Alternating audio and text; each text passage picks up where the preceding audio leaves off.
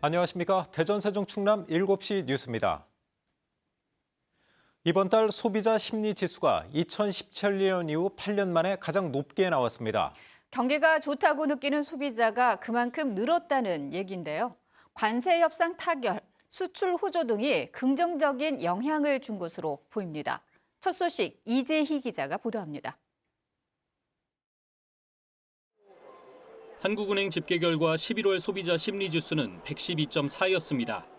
이 지수는 100을 넘으면 장기 평균보다 낙관적, 100보다 낮으면 비관적 심리란 의미인데 100을 한참 넘었습니다. 한 달 전보다 2.6포인트 올랐고 최근 1년 새 가장 낮았던 지난해 12월보단 24포인트 넘게 올랐습니다. 경기에 대한 소비자들 인식이 연초 이후 꾸준히 개선되고 있다는 의미입니다. 기간을 넓혀보면 2017년 11월 이후 8년 만에 가장 높았습니다. 한국은행은 한미 관세 협상이 타결되고 미중 무역 합의가 이뤄지는 등 통상 관련 불확실성이 완화된 영향이라 분석했습니다. 또 3분기 GDP 성장률이 당초 기대를 웃도는 등 수출 호조세가 이어진 것도 긍정적이라고 봤습니다. 6개월 뒤 경기를 어떻게 보는지를 묻는 향후 경기 전망 지수는 한 달 전보다 8포인트 급등했습니다. 주택가격 전망 지수는 119로 전월 대비 3포인트 하락했습니다. 집값 상승세가 여전히 뜨겁다고 보긴 하지만 그 정도가 다소 줄었고 향후 경기가 지금보단 나아질 거란 기대는 더 커진 셈입니다. 향후 1년의 물가 흐름을 예상한 기대 인플레이션율은 2.6%였습니다. 한국은행이 물가 안정 목표로 삼는 2.0%보다는 높았는데 소비자들이 물가에 대해 아직은 불안을 느끼고 있다는 의미로 해석됩니다. KBS 뉴스 이재입니다. 여권 주도로 추진 중인 사법개혁을 놓고 여야의 신경전이 가열되고 있습니다. 민주당은 대법원 산하 법원 행정처를 폐지하는 내용 등을 담은 사법행정개혁안을 발표했습니다. 경북 구미에서 장외 규탄대회를 연 국민의힘은 이재명 정부가 국민 일상을 파괴하고 있다며 단합해 싸워야 한다고 강조했습니다. 김민혁 기자입니다. 더불어민주당이 발표한 사법행정개혁안의 내용은 크게 4가지입니다. 우선 대법원 산하 법원행정처를 폐지하고 사법행정위원회를 설치하는 방안을 제시했습니다. 제왕적 사법 권력을 독점해온 대법원장의 권한을 분산하겠다는 건데 위원회는 장관급 위원장 1명과 상임위원 2명을 포함해 모두 13명으로 구성됩니다. 사법부는 대법원장의 사조직이 아닙니다. 인사권의 행사는 보다 더 구성원들의 총의를 모은 민주적 절차가 더욱더 필요하다 이렇게 생각을 합니다. 또 대법관 전관 예우를 뿌리 뽑겠다며 퇴직 대법관의 대법원 처리 사건 수임을 5년간 제한하는 방안도 내놨습니다. 이와 함께 법관의 징계 수준을 강화하고 판사회의 기능을 강화하는 방안도 함께 발표됐습니다. 전담재판부 설치 필요성도 재차 강조했습니다. 중대 범죄에 대해서는 정치적 영향력으로부터 독립된 전담 재판부를 설치해 투명하고 예측 가능한 심리 체계를 장외 여론전을 이어가고 있는 국민의힘은 4번째 장소로 경북 구미를 찾았습니다. 정부의 헌법 존중 TF를 겨냥해 이재명 정권이 국민의 소소한 일상을 파괴하고 있다고 목소리를 높였습니다. 그러면서 지금은 이재명 정권, 민주당과 싸울 때라며 내부 단합을 강조했습니다. 아스팔트 세력이라 손가락질 당하는 그것이 부끄러운 것이 아니라 여러분 나라가 이렇게 쓰러져 가는데도 한마디 하지 못하는 것이 부끄러운 것입니다, 여러분. 민주당 주도로 추진 중인 사법개혁을 비판하는 목소리도 잇따랐습니다. 사법개혁을 한답시고 그 허술한 법안으로 안건 조정에까지 무력화시키면서 살라미 전법으로 저런 허술한 법안을 통과시키고 하자는 규탄대회에 앞서 박정희 전 대통령 생가를 찾은 장동혁 대표는 헌정 질서를 지키는 게 보수 정당이 할 일이라고 밝혔습니다. KBS 뉴스 김민혁입니다. 튀르키예를 국빈 방문한 이재명 대통령이 에르도안 대통령과 정상회담을 열었습니다. 양국 정상은 공동 언론 발표를 통해 원전과 방산, 바이오 분야에서 협력을 강화하기로 했다며 향후 계획을 소개했습니다. 보도에 이희연 기자입니다. 튀르키예 전통의장대와 군악대 도열 속에 터키색 카펫을 따라 이재명 대통령과 에르도안 대통령이 나란히 걸어옵니다. 국빈 예우를 갖춘 공식 환영식 이후 정상회담은 103분간 이어졌습니다. 이어진 공동 언론 발표에서 양국 정상은 원전, 방산, 바이오 협력에 관한 구체적인 합의 내용을 소개했습니다. 한국의 우수한 원전 기술과 안전 운영 역량이 튀르키예의 원전 개발에 실질적으로 기여할 수 있기를 바랍니다. 에르도안 대통령은 한국산 엔진이 탑재된 튀르키예 알타이 전차 사례를 언급하며 방산 분야 협력 심화에 대한 기대감을 나타냈습니다. Bu alandaki müşterek projeleri daha da çeşitlendirmeyi hedefliyoruz. 양 정상은 포괄적 협력 내용을 담아 전략적 동반자 관계에 관한 공동 성명을 채택했습니다. 정상회담에서 논의된 사항들이 앞으로 착실히 그리고 특별히 신속하게 이행될 수 있도록 최선을. 정상회담을 계기로 원자력 협력 등에 관한 양해각서 3건도 체결됐습니다. 대통령실은 튀르키예가 추진 중인 시노프 제2원전 사업 수주까지 이어질 수 있는 발판이 마련됐다고 의미를 설명했습니다. 양 정상은 회담에 이어 국빈 만찬을 진행했습니다. 김혜경 여사는 에미네 에르도안 여사와 따로 만나 대통령궁과 국민도서관에서 친교 일정을 진행했습니다. 이 대통령은 오늘 한국전 참전 기념탑에 헌화한 후 재외동포 간담회로 튀르키예 일정을 마무리합니다. 앙카라에서 KBS 뉴스 이희연입니다.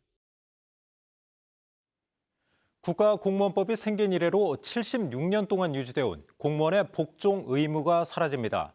공무원이 육아휴직을 사용할 수 있는 자녀 나이는 12세 이하로 확대됩니다. 한승현 기자가 보도합니다. 국가공무원법 제정 당시인 1949년에 도입됐던 공무원의 복종의 의무가 76년 만에 사라집니다. 인사혁신처는 이 같은 내용을 담은 국가공무원법 개정안을 입법 예고한다고 밝혔습니다. 복종의 의무는 지휘 감독에 따를 의무로 바뀌어 상관의 직무상 명령에 복종해야 한다는 내용이 삭제됐습니다. 대신 지휘 감독에 대한 의견을 제시할 수 있고 내용이 위법하다고 판단되면 이행을 거부할 수 있다는 내용이 추가됐습니다. 의견 제시와 이행 거부에 대해 불리한 처우를 하는 것도 금지됐습니다. 성실 의무도 법령 준수 및 성실 의무로 변경됐습니다. 인사혁신처는 대화와 토론을 통해 합리적으로 의사를 결정하고 법령에 따라 소신껏 직무를 수행해야 한다는 의미라고 설명했습니다. 공무원의 육아휴직 사용 기준도 확대됩니다. 현재 공무원이 육아휴직을 사용할 수 있는 자녀 나이는 초등학교 2학년인 8세 이하입니다. 정부는 앞으로 초등 6학년인 12세 이하로 육아휴직 대상 자녀 나이 기준을 상향하기로 했습니다.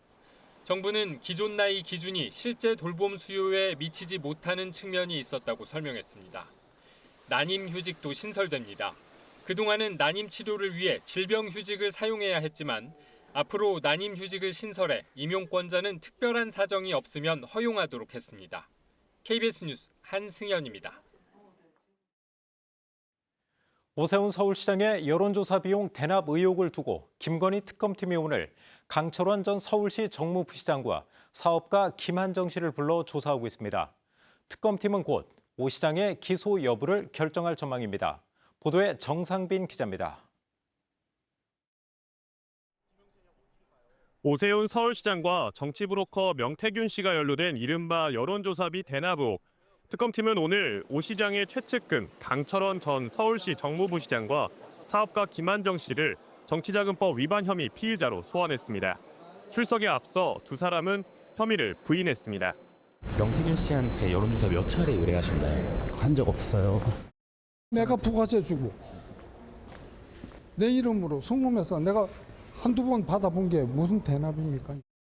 특검팀은 2021년 서울시장 보궐선거 당시 오 시장이 명시 측으로부터 13차례에 걸쳐 비공표 여론조사를 제공받고 자신의 후원자인 김한정 씨를 통해 비용 3,300만 원을 대납했다고 의심하고 있습니다. 다만 오 시장과 명씨 측의 주장은 여전히 평행선을 달리고 있습니다. 특검팀은 오 시장과 명씨의 대질 신문까지 했지만 양측은 서로가 거짓말을 하고 있다는 주장만 반복했습니다. 오 시장 측의 요구로 추가 조사까지 진행했지만 이견을 좁히지 못한 것으로 알려졌습니다. 주변 인물들의 진술과 물증 등을 토대로 진위를 가릴 수밖에 없는 상황. 특검팀은 강 씨와 김 씨를 상대로 당시 상황을 캐물은 뒤 그동안의 수사 결과를 종합해 오 시장의 기소 여부를 결정할 전망입니다. 특검팀은 종묘 차담회 의혹과 비서관 자녀 학폭 무마 의혹과 관련해선 장상윤 전 교육부 차관을 참고인 신분으로 조사하고 있습니다. KBS 뉴스 정상빈입니다. 오늘 새벽 연예계에 슬픈 소식이 전해졌습니다. 월러배우 이순재 씨가 오늘 새벽 91세의 나이로 세상을 떠났습니다. 지난해까지 연극과 KBS 드라마를 통해 왕성한 활동을 펼쳐왔지만 건강 악화로 대중들에게 끝내 돌아오지 못했습니다. 김혜주 기자입니다. 국민 아버지 배우 이순재 씨가 오늘 새벽 세상을 떠났습니다. 향년 91세. 지난해 건강 악화로 연극 무대에서 하차한 뒤 병상에서 치료를 받아왔지만 끝내 대중들에게 돌아오지 못했습니다.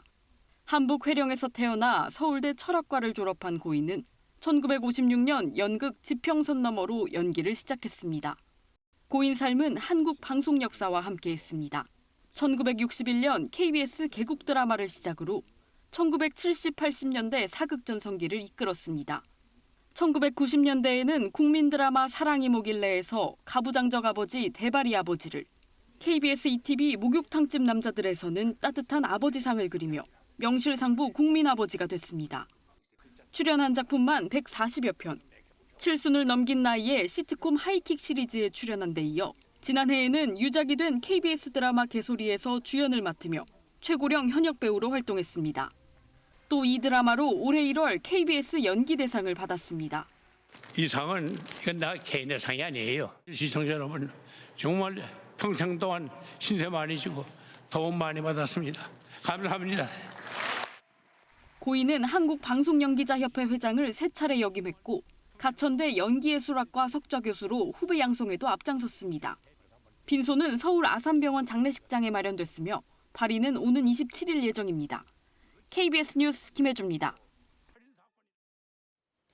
우리 기술로 만든 발사체 누리호가 이틀 뒤 새벽에 4번째 우주 비행에 도전합니다. 첫 민간 주도 발사이면서 첫 새벽 발사이기도 한데요. 현재 누리호는 발사대로 이동해 기립까지 마친 상태로 지금까지 모든 과정이 순조롭게 진행되고 있습니다. 황정호 기자입니다. 누리호의 4번째 발사를 앞둔 전남 고흥 나로 우주센터. 비가 내려 예정보다 1시간 40분가량 늦게 누리호는 특수이동 차량에 실려 발사대로 이동했습니다. 충격 최소화를 위해 1.8km의 거리를 1시간 40분 만에 도착했습니다. 발사대에 고정돼 기립까지 마친 상황. 현재까지는 모든 과정이 순조롭습니다. 오늘과 내일 오전까지 전원과 연료, 산화제 등을 공급하기 위한 케이블 작업을 모두 마치고 기기 점검까지 마무리되면 발사 10분 전부터는 발사 자동 운용 프로그램으로 전환됩니다.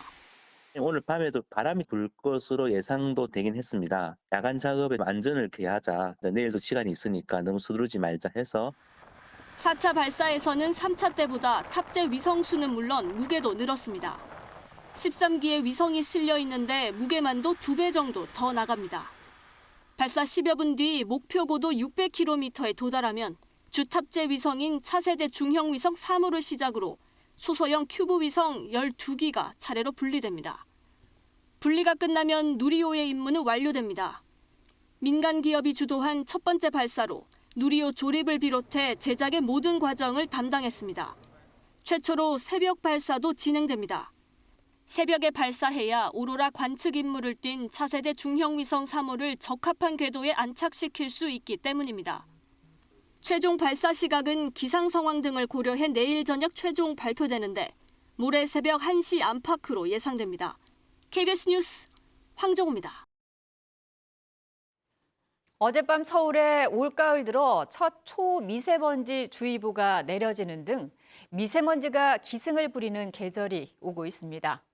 정부는 다음 달부터 내년 봄까지 석탄 발전 제한 등 관리를 강화해 미세먼지를 전년보다 5%가량 줄인다는 계획입니다. 이세음 기상 전문 기자가 보도합니다. 비구름으로 흐린 도심에 미세먼지까지 겹쳐 온통 뿌였습니다. 서울엔 어젯밤부터 오늘 오전까지 올가을 첫 초미세먼지 주의보가 내려졌습니다. 난방 수요 증가 등으로 미세먼지 배출이 늘어나는 겨울이 다가오면서 정부가 특별 관리에 들어갑니다. 다음 달부터 오는 3월까지 제7차 미세먼지 계절관리제를 시행하고 6차 기간보다 미세먼지 농도를 5% 낮추기로 했습니다. 맑은 하늘 그리고 깨끗한 공기질은 이제 국민 건강뿐 아니라 산업과 관광 같은 국가 경쟁력의 원천이 되고 있습니다. 대기질에 따라 공공석탄 발전 53기 가운데 최대 17기의 가동을 정지하거나 46기의 출력을 제한할 계획입니다. 배출가스 5등급 차량의 운행 제한, 선박 연료유의 황함유량 점검 등도 강화합니다. 이를 통해 미세먼지를 만드는 황산화물 배출을 7년 전 대비 절반 가까이 줄일 방침입니다. 올겨울 미세먼지 농도는 지난해보다 높을 거란 전망이 우세하기 때문에 도전적인 목표라는 평가가 나옵니다. 조금 더 온난하고 정체 현상이 많이 발생할 수 있고 특히 강수도 조금 적을 것 같고 그래서 세정 효과도 상대적으로 줄어드는 거죠. 중국 등 국외에서 넘어오는 고농도 미세먼지에 대한 대책이 마땅치 않은 것은 한계로 지적됩니다. KBS 뉴스 이세흠입니다.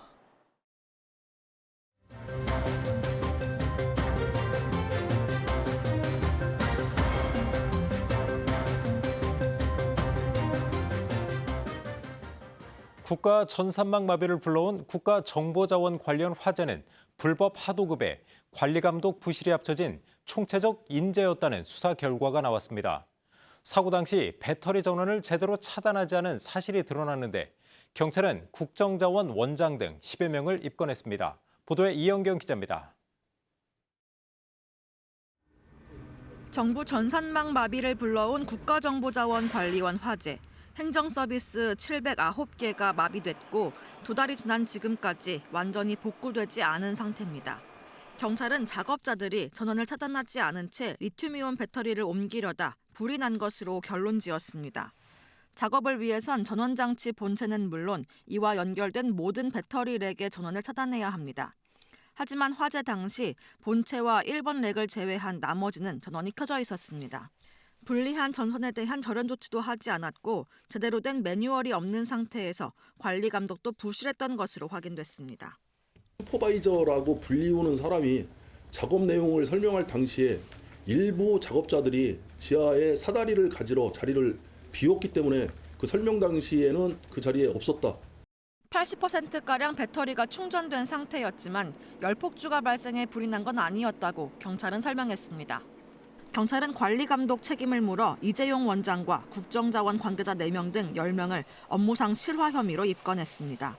또 공사 과정에서 불법 하도급에 재하도급이 이루어진 사실을 확인하고 전기공사업법 위반 혐의로 공사업체 관계자들도 입건했습니다. 경찰은 입건한 피해자들에 대한 조사가 마무리되는 대로 다음 달 중 검찰에 사건을 송치할 예정입니다. KBS 뉴스 이연경입니다. 최근 파크골프 인구가 급증하면서 곳곳에서 골프장 신설이 잇따르고 있는데요. 대전에서는 허가도 받지 않고 파크골프장을 짓다가 고발당하는 사례까지 나왔습니다. 어떤 사정인지 최선준 기자가 취재했습니다. 갑천 부지의 파크골프장 공사 현장입니다. 억새밭이었던 예정지 5만 제곱미터가 전부 파헤쳐져 있습니다. 공사를 진행한 건 유성구 파크골프협회. 그런데 착공 2주일 만에 대전 하천관리사업소로부터 고발을 당했습니다. 하천 조명 허가도 없이 공사부터 했기 때문입니다. 고발을 당한 협회 측은 지금은 공사를 멈춘 상태입니다. 하지만 불법이 아니라며 공사 재개 방침을 밝히고 있는데요. 이 업체는 과거에 국회의원과 유성구청장을 지냈던 인물이 대표를 맡고 있습니다. 유성구는 내년 6월까지 환경청의 허가 여부가 나올 예정이었다며 협회가 지나치게 공사를 서둘렀다는 입장입니다. 불편함이 있으셔가지고 그런 마음이 큰 건 알겠지만 그럼에도 불구하고 이렇게 조명 허가를 받지 않은 상태에서 임의로 협회에서 일방적으로 이렇게 하는 것은 반면 협회 측은 4년간 기다림에 지친 데다 이장호 대전시장의 후보 시절 공약이었다며 불법이 아니라고 주장합니다. 대전시의 현안 사업을 하천관리사업소가 방해한다는 겁니다. 대전시가 권유해서 시의 뜻에 따라 갖고 파크골프장을 조성하고 있는데 하천관리사업소에서 고발한다고 하는 것은 있을 수가 없습니다. 대전시는 공약 사항은 맞지만 장소를 특정한 건 아니고 최종 인허가는 환경청이 하는 것이라며 한 발 빼고 있는 상황. 협회 측은 고발을 취하지 않으면 대전시를 직무유기로 고소하겠다고 맞서고 있어 갈등은 더 커지고 있습니다. 이런 가운데 정의당 대전시당은 해당 지역이 맹꽁이 등 멸종위기종 서식지로 장기적인 보존 대책을 마련해야 할 곳이라며 협회 측에 원상복구 계획까지 마련하라고 요구했습니다. KBS 뉴스 최선중입니다. 전국에서 가장 많은 돼지를 키우는 충남에서는 처음으로 당진에서 아프리카 돼지 열병이 발생했습니다. 치사율이 100%에 달하는 만큼 방역당국이 확산 방지에 주력하고 있습니다. 이정은 기자가 보도합니다.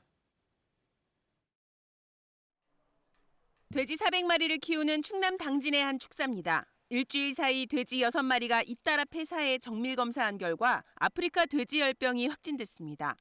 같은 우리에서 키우던 돼지 14마리도 감염된 상태. 모두 지난 4일 경남 합천의 종돈장에서 들여온 어미 돼지들로 확인됐습니다. 치료제도 백신도 없고 치사율이 100%에 달하는 아프리카 돼지열병. 2019년 국내에서 처음 발생한 뒤 강원과 경북을 중심으로 산발적으로 확산해 왔는데 충남에서 발병한 건 이번이 처음입니다. 해당 농장의 돼지는 모두 매몰 처분됐습니다. 충남은 돼지 240만 마리를 사육하는 국내 최대 양돈단지인 만큼 긴급 방역 조치에도 불안이 가시지 않고 있습니다. 저뿐만 아니라 주변 농가들이 지금 비상 상황이고요. 이러면서 트라라든지 사료 공급이라든지 막혀 있는 부분이 좀 답답하고 발병 농장과 직간접적 역학 관계가 있는 곳이 전국에 700곳이 넘어 확산 가능성이 적지 않습니다. 야생 멧돼지에서 발생하지 않은 당진에서 갑자기 나와서 저희도 좀 굉장히 놀란 상황이고요. 그래서 지금 정부에서도 저희에서도 지금 역학조사를 진행 중이고 아프리카 돼지열병 중앙사고수습본부는 전국 위기경보를 심각 단계로 격상하고 모레 오전 9시까지 전국 돼지농장에 대해 일시 이동 중지 명령을 내렸습니다. KBS 뉴스 이정은입니다. 내일처럼 당진에서 충남 처음으로 아프리카 돼지 열병이 확인되면서 축산농가의 긴장감이 높아지고 있습니다. 충청남도 박양순 동물방역팀장 연결해 방역대책 등 자세한 상황 들어보겠습니다. 팀장님 안녕하십니까? 네, 안녕하세요. 네. 자, 방역 활동에 고생 많으신데요. 먼저 아프리카 돼지 열병이 충남에선 처음으로 발병했는데요. 현재까지 파악된 상황 간단하게 정리해 주시죠. 예, 이번 발생은 당진 송산면 소재 양돈 농가에서 지난 11월 17일부터 24일까지 돼지 6두가 폐사하였고 이에 대한 신고를 하여서 해당 농장에 대한 정밀검사 결과 금일 오전 최종 양성 확진을 받은 상황입니다. 이에 따라 우리 충남도는 발생 농장에 대한 신속한 살처분을 실시하고 발생 농장과 관련 있는 역학 농장, 시설에 대한 정밀검사, 이동 제한을 진행하고 있고요. 또한 방역대 10km 이내 농가 28호에 대한 정밀검사와 이동 제한 등을 실시하고 있습니다.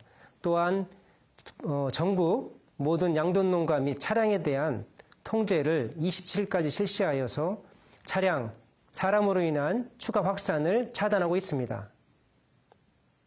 자, 팀장님, 아프리카 돼지열병이 충남에서는 그동안 이제 생소한 가축 전염병인데요.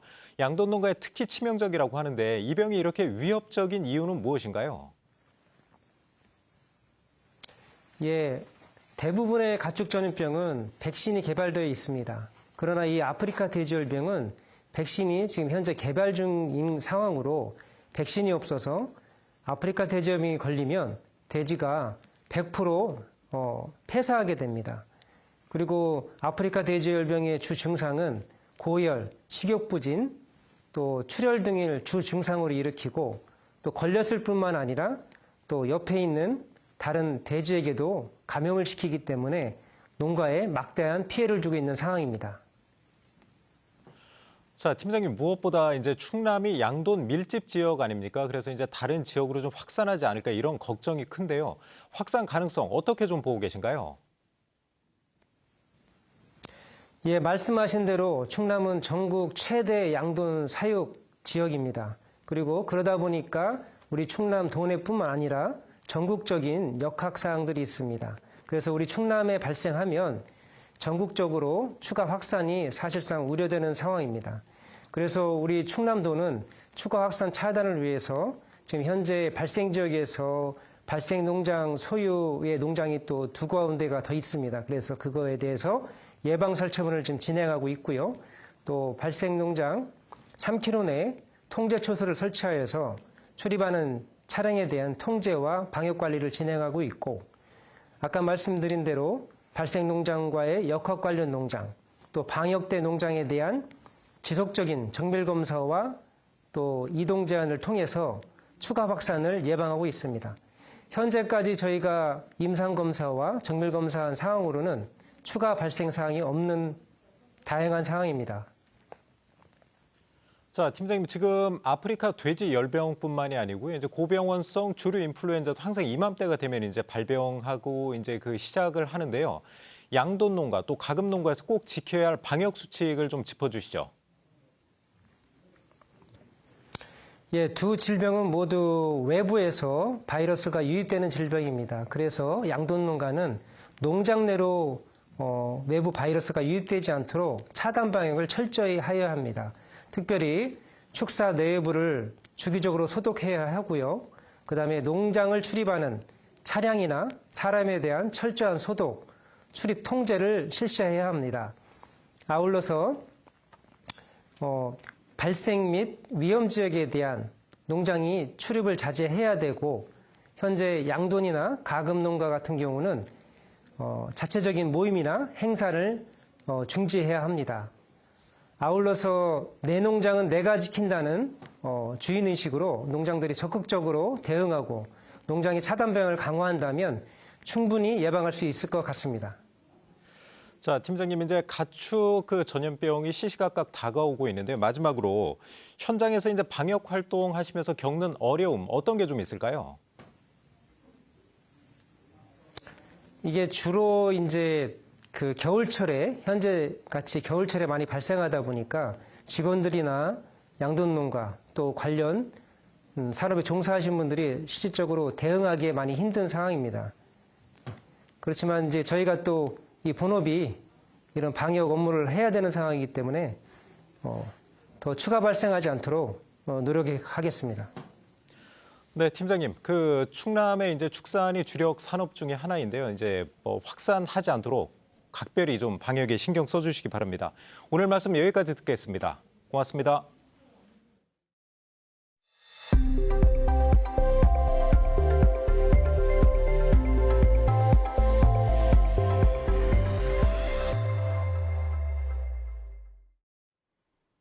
엔비디아의 최고 경영자 젠슨 황이 우리나라에 고성능 GPU 26만 장을 공급하기로 하면서 AI 산업에 대한 기대감이 커지고 있습니다. GPU라는 첨단 엔진을 확보한 셈이지만 정작 이걸 제대로 활용할 데이터 센터 건설은 쉽지 않습니다. 보도에 박병준 기자입니다. 과학기술정보통신부가 임차에 쓰던 세종시의 한 민간 건물입니다. 지금은 비어있는 이 건물에 40메가와트급 데이터 센터 건립이 추진되고 있습니다. 사업자는 내년 말 운영을 목표로 용도 변경 승인까지 받았지만 이후 절차는 사실상 멈춰 있습니다.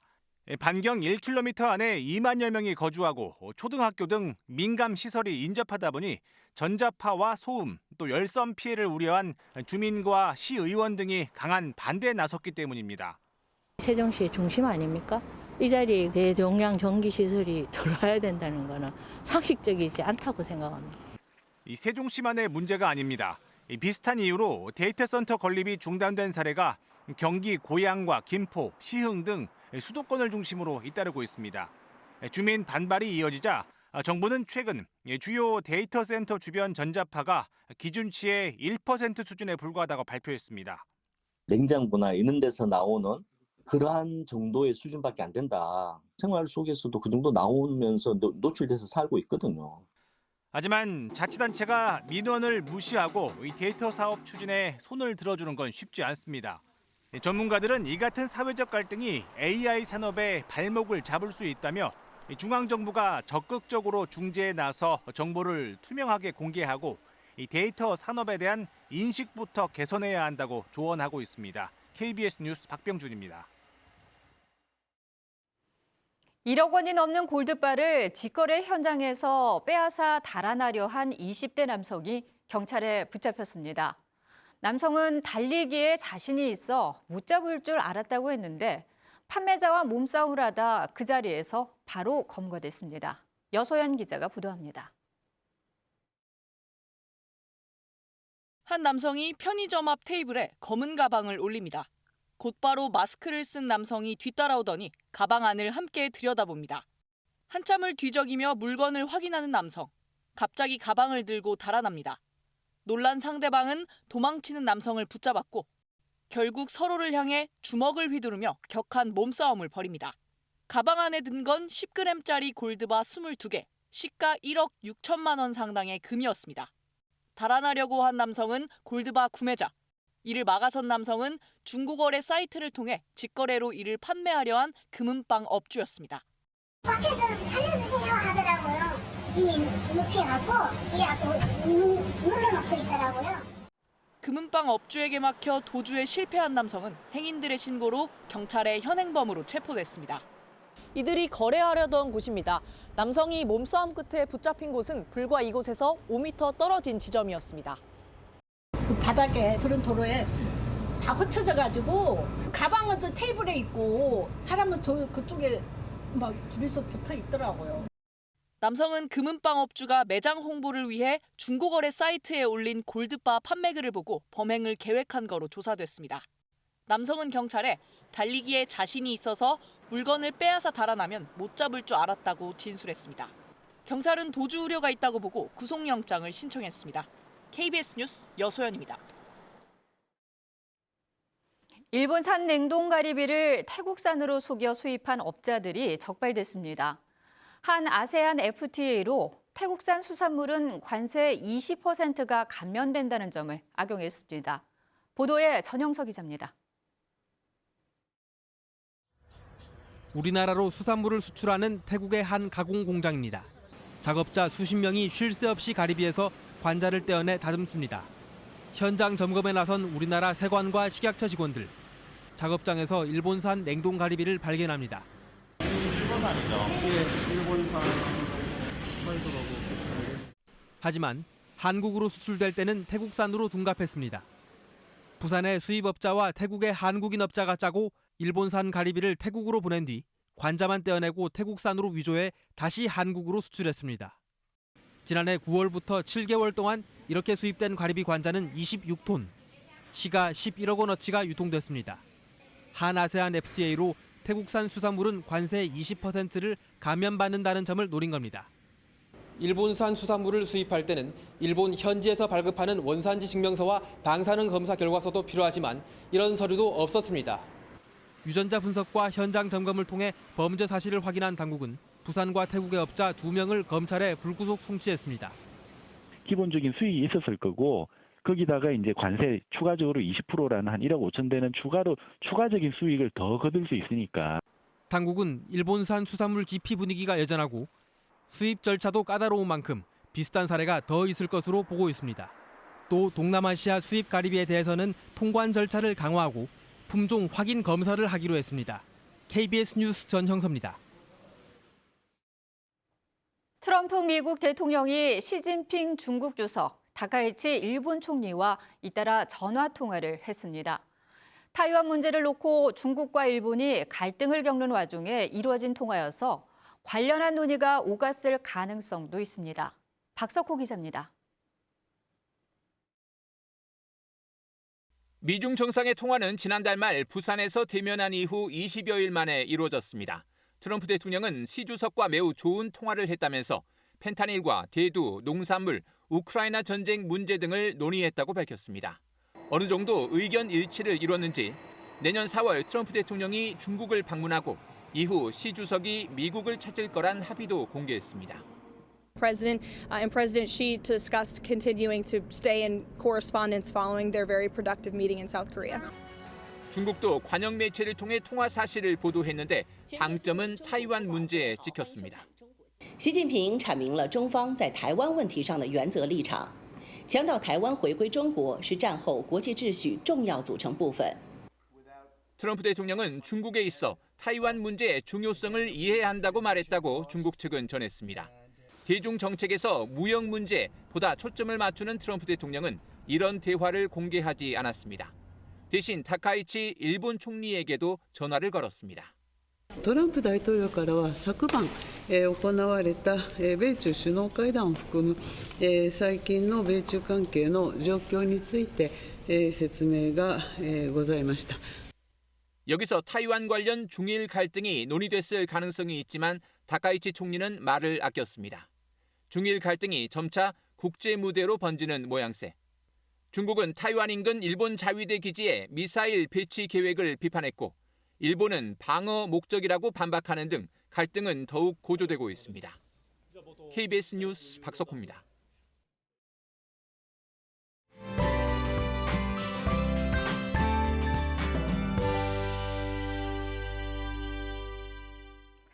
비와 함께 강한 찬바람이 불면서 날이 다시 쌀쌀해졌습니다. 내일 대전 아침 기온은 3도로 오늘보다 4도가량 낮겠고요. 체감 온도는 이보다도 낮겠습니다. 기온 변화가 큰 만큼 건강관리 잘해주셔야겠습니다. 종일 오락가락 내리던 비는 오늘 저녁까지 조금 더 이어지겠고요. 하늘은 내일 오후부터 차차 개겠습니다. 바람이 먼지를 밀어내면서 세종과 충남 북부에 내려졌던 초미세먼지 주의보는 해제됐습니다. 내일은 대부분 지역의 대기질이 보통 단계를 보이겠는데요. 다만 세종은 오전 한때 일시적으로 먼지 농도가 높게 오르겠습니다. 내일 아침 세종이 2도, 공주는 0도에서 출발하고요. 한낮에는 논산과 대전이 11도까지 오르겠습니다. 천안의 아침 기온 0도, 한낮에 태안이 11도를 보이겠습니다. 서천의 아침 기온 2도, 한낮에는 부여가 12도까지 오르겠습니다. 바다의 물결은 먼바다에서 2.5m까지 비교적 높게 일겠습니다. 목요일은 모레 또 한 번 비가 내리겠고요. 이후 금요일과 토요일 아침 영하권 추위가 나타나겠습니다. 지금까지 날씨였습니다. 오늘 준비한 소식은 여기까지입니다.